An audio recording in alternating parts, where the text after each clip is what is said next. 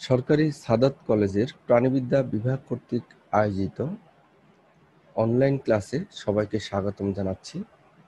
স্নেহের শিক্ষার্থীরা, তোমরা যে যেখানে আছো, আশা করি সবাই ভালো আছো। সবাইকে স্বাস্থ্যবিধি মেনে চলার আহ্বান জানাচ্ছি।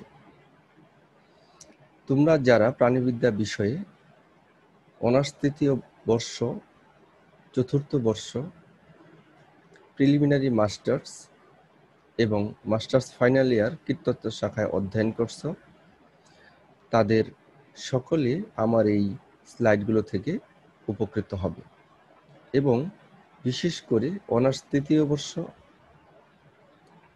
তোমরা প্র্যাকটিক্যালের জন্য উপকৃত হবে।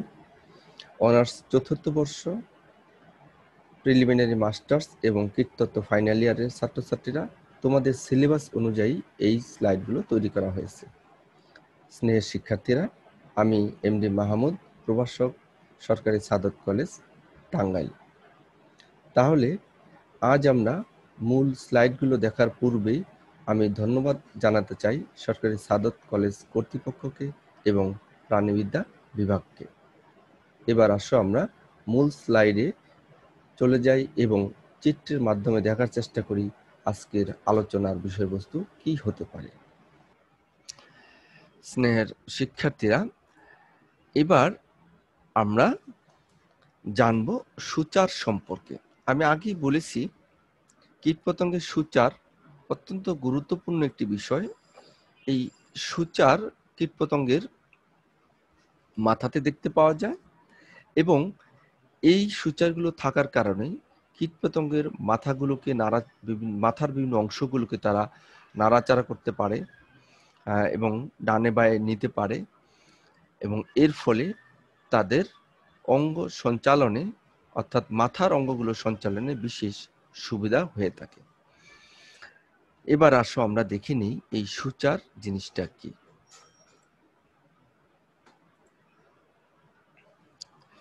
সূচার পতঙ্গের বহিঃকঙ্কালের দুটি প্লেটের মাঝে যে রেখাগুলো অবস্থান করে তাদেরকে চিড় বা সূচার বলে। এই সূচার পতঙ্গের বহিঃকঙ্কালে, বিশেষ করে মাথার বহিঃকঙ্কালের মাথার মধ্যেই সূচারগুলো দেখতে পাওয়া যায়। তাহলে এই রেখাগুলো যে অনেকগুলো যে প্লেট, এই প্লেটের মাঝখানে দেখবে কিছু খাঁজ রয়েছে, চিড় রয়েছে, এই চিড়গুলো কি বলা হচ্ছে? সূচার।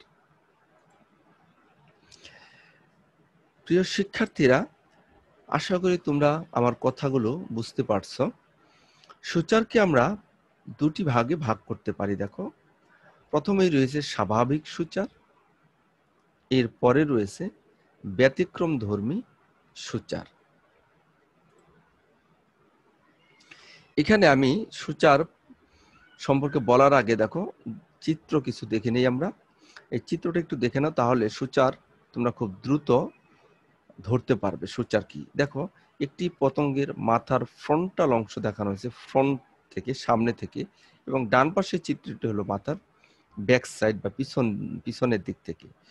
এখন প্রথম দিকে চলে আসি। দেখো, প্রথম চিত্রে আমি এর আগে বলেছিলাম ওসিলির কথা। দেখো, এই যে ফ্রন্টাল অংশে দেখো, এই যে তিনটি ছোট ছোট ছিদ্র মতো দেখা যাচ্ছে, এই অংশটাকে বলা হচ্ছে ওসিলি, এই তিনটাকে, বা ক্ষুদ্রাক্ষী। তারপরে এই যে মাথার উপরের দিকে এই অংশ, ক্ষুদ্রাক্ষীর উপরের দিকে, এটাকে বলা হচ্ছে ভার্টেক্স। এবং এই যে দেখো, এটা হলো তার দুই পাশে, এগুলো হলো অ্যান্টিনা। আর এই যে দুই পাশে দেখো, আমার কারসারের দিকে তোমরা একটু লক্ষ্য করো, তাহলে বুঝবে এই দুই অংশটাকে বলা হচ্ছে কম্পাউন্ড আই বা পুঞ্জাক্ষী। সামনের এই অংশটাকে বলা হচ্ছে ফ্রন্স। এগুলি ভালো করে একটু খেয়াল রাখার চেষ্টা করবে, তাহলে বর্ণনা তোমরা নিজেরাই করতে পারবে। এই অংশটাকে দেখো বলা হচ্ছে ফ্রন্টোজেনাল সালকাস। দেখো, এই অংশটা হলো জেনা, এই অংশটা হলো ফ্রন্স, এই জন্য ফ্রন্টোজেনাল, এই যে মাঝে অংশটাকে সালকাস বা ফ্রন্টোজেনাল সূচার বলা যেতে পারে। তারপর দেখো, নিচের এই অংশটাকে বলা হচ্ছে ক্লাইপিয়াস, উপরেরটাকে বলা হচ্ছে ফ্রন্স। তাহলে এটা হবে ফ্রন্টোক্লাইপিয়াল সূচার। এই যে মাঝে দেখো ফ্রন্টোক্লাইপিয়াল সূচার। এরপরে দেখো, এই যে ম্যান্ডিবল রয়েছে, দুপাশে লাল, খাদ্য চিবাতে সাহায্য করে। ম্যান্ডিবল এবং দুই ম্যান্ডিবলের মাঝে দেখো এটা হলো ল্যাব্রাম, সামনের দিক থেকে থাকবে। এবং দেখো এই পাশের একটি হলো জেনা, দুই পাশে জেনা রয়েছে, কম্পাউন্ড আইয়ের ঠিক নিচেই ম্যান্ডিবলের উপরে জেনা রয়েছে।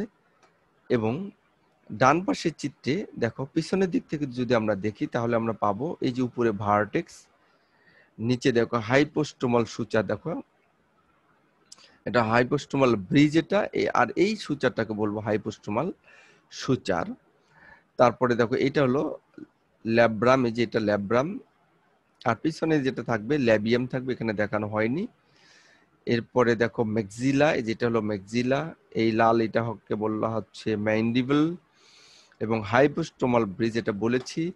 পোস্টেরিয়র টেন্টোরিয়াল পিট, আগের চিত্রটা কিন্তু দেখিয়েছিলাম, তোমরা একটু মিলিয়ে নিবে। দেখো এই অংশটাকে বলা হচ্ছে পোস্টেরিয়র টেন্টোরিয়াল পিট। এই অংশ একটা ফাঁকা জায়গা, এটাকে বলা হচ্ছে অক্সিপিটাল ফোরামেন, ফাঁকা গহ্বর। এদিক দিয়ে তোমার খাদ্য নালী যায় বা কীটপতঙ্গের সঙ্গে মাথার সাথে থোরাক্সের সংযোগ রক্ষা করার জন্য বিভিন্ন অঙ্গগুলো এদিক দিয়ে যায়। এখানে দেখো এটা হলো অক্সিপিটাল সূচার, এটা হলো পোস্ট জেনা, এটা হলো জেনা আর এটা হলো পোস্ট জেনা, বুঝতে পেরেছো? এবং এটা হলো অক্সিপুট। তাহলে কীটপতঙ্গের মাথার সামনের দিক থেকে এবং পিছনের দিক থেকে আমরা বিভিন্ন অঞ্চলগুলো জানলাম। এবার আসো আমরা কীটপতঙ্গের সূচার সম্পর্কে জানবো।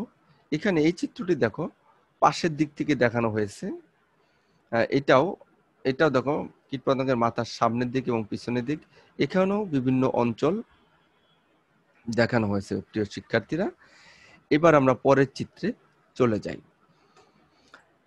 কীটপতঙ্গে সাধারণত আমরা স্বাভাবিক সূচার পাবো 8টি। লক্ষ্য করে দেখো ডান পাশে যে চিত্রটা, এই চিত্রে দেখো চিত্রে আমরা এই 8টি সূচার একটু দেখানোর চেষ্টা করি। আমি এর আগেও চিত্র সুন্দর করে দেখিয়েছি, এবার আমি লাল কলম দিয়ে লিখে দিয়েছি যাতে সূচারগুলো ধরতে পারো। প্রথমেই দেখো এপিক্র্যানিয়াল সূচার।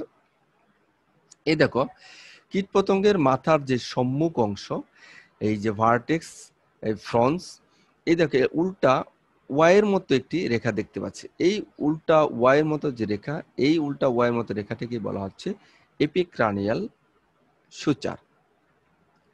তারপর 2 নাম্বার দেখো পোস্ট ফ্রন্টাল সূচার।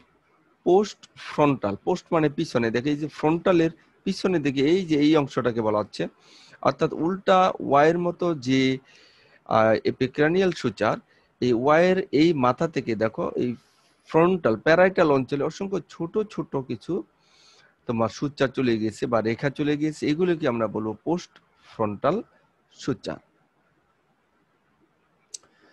তারপর রয়েছে দা অক্সিপিটাল সূচার, 3 নাম্বার। লক্ষ্য করে দেখো কোথায় আছে 3 নাম্বার, এই যে দেখো পোস্ট অক্সিপিটাল। অক্সিপিটাল অঞ্চল আমি কিন্তু এর আগের চিত্রে তোমাদেরকে দেখিয়েছিলাম। সেই অক্সিপিটাল অঞ্চলের পিছনেই দেখো এই যে যে সূচারটি রয়েছে, অর্থাৎ এই যে এই অংশ, এই যে ফাঁকা যে ফোরামেন অংশটা রয়েছে, এর উপরের দিকে দেখো উল্টা ওয়াই না, এটা উল্টা তোমার ইউ এর মতন যে অংশটি, যে সূচারটি রয়েছে, এবং এখানে এই অক্সিপিটাল অঞ্চলও ইউ এর মতো উল্টা ইউ এর মতন, এখান দিয়ে যে সূচারটি রয়েছে, এই সূচারটিকে আমরা বলবো অক্সিপিটাল সূচার। তারপর রয়েছে দি সাবজেনাল সূচার। অক্সিপিটাল সূচার বলেছি, এরপর দেখি পোস্ট অক্সিপিটাল সূচার।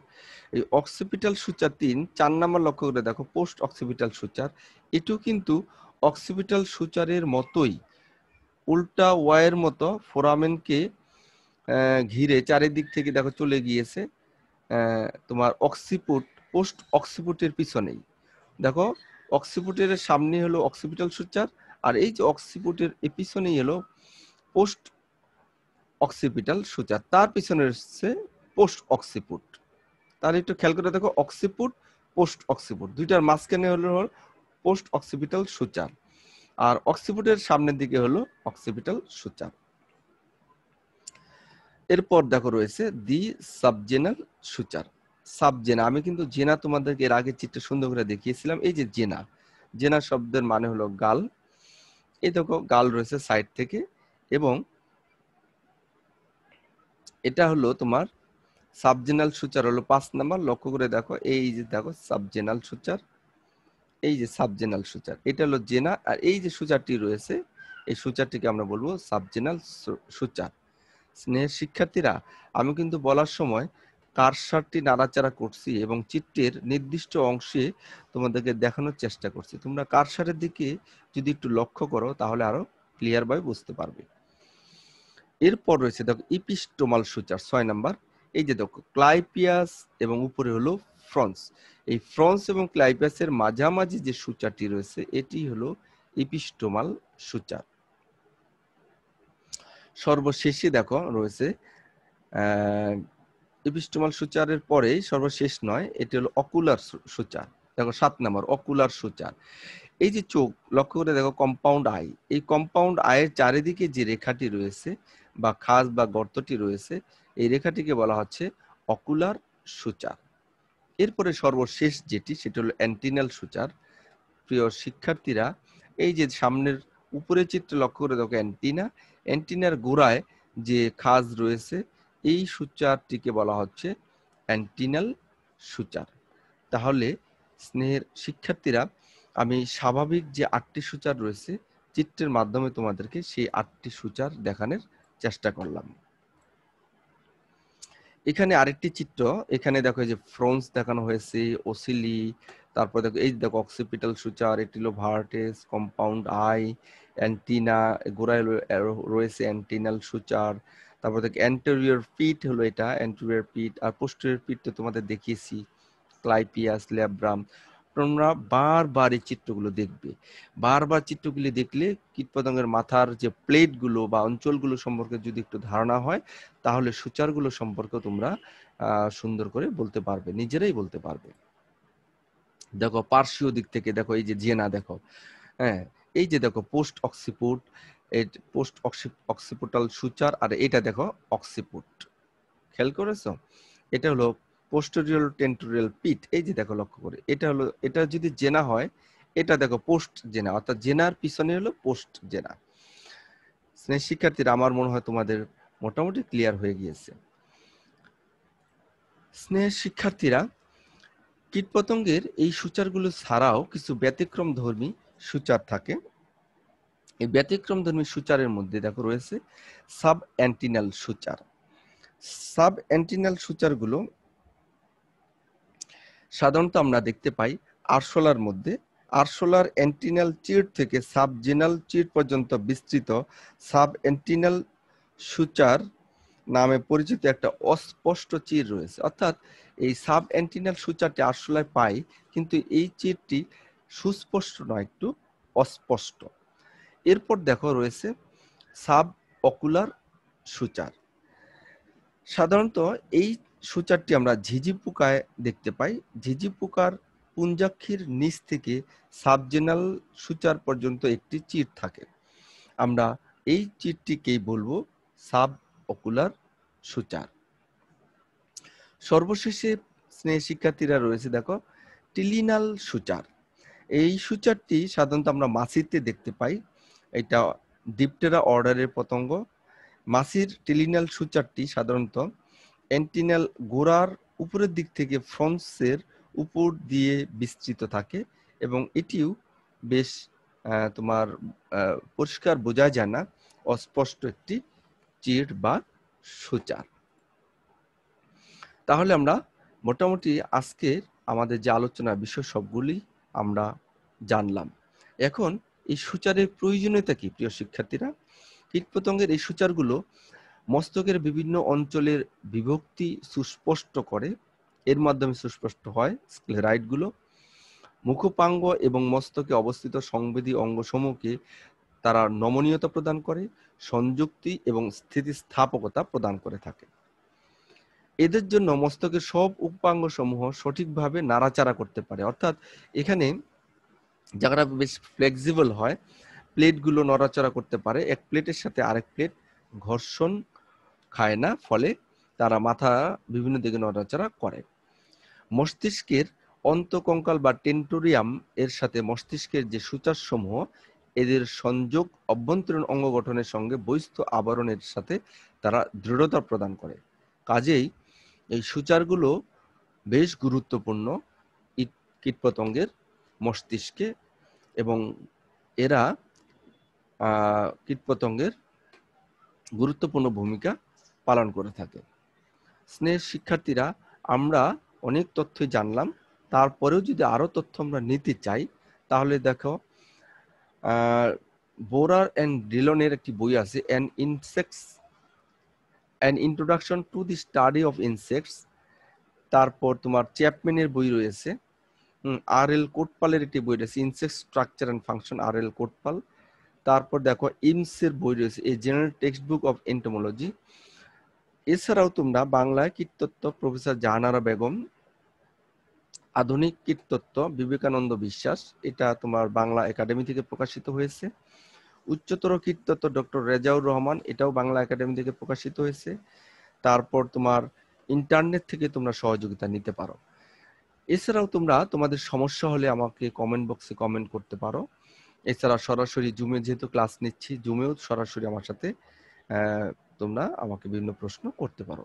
প্রিয় শিক্ষার্থীরা, তোমরা তাহলে আমার সাথে থাকবে পরবর্তীতে, তাহলে তোমাদের আরো সুবিধা হবে এবং বিষয়গুলো তোমরা পরিষ্কার বুঝতে পারবে। তোমাদের অ্যাসাইনমেন্ট থাকবে আর্থ্রোপোডা পর্বের শনাক্তকারী বৈশিষ্ট্যগুলো লিখো, ইনসেক্টা শ্রেণীর শনাক্তকারী বৈশিষ্ট্যগুলো লিখো, চিত্রসহ পতঙ্গের 3 ধরনের মাথার বৈশিষ্ট্য লিখো, টেন্টোরিয়াম বা অন্তঃকঙ্কাল কি এর কাজগুলো লেখো, সূচার কি, চিত্রসহ পতঙ্গের মাথার বিভিন্ন ধরনের সূচারের বর্ণনা দাও। এই পর্যন্তই তোমরা অ্যাসাইনমেন্টগুলো তৈরি করে ফেলবে। সরকারি সাদত কলেজের প্রাণিবিদ্যা বিভাগের অনার্স 4th বর্ষ প্রিলিমিনারি মাস্টার্স এর ছাত্রছাত্রীরা এবং মাস্টার্স ফাইনাল ইয়ারের কীটতত্ত্ব শাখার ছাত্রছাত্রীরা যারা আমার সাথে এতক্ষণ ছিলে, তাদের সকলকেই আমি ধন্যবাদ জানাচ্ছি। সেই সাথে আমি সরকারি সাদত কলেজ কর্তৃপক্ষকেও আন্তরিক ধন্যবাদ জ্ঞাপন করছি। তোমাদেরকে আবার সামনের ক্লাসগুলো দেখার আমন্ত্রণ জানিয়ে আজকের মতো এখানেই বিদায় নিচ্ছি। সকলকে ধন্যবাদ।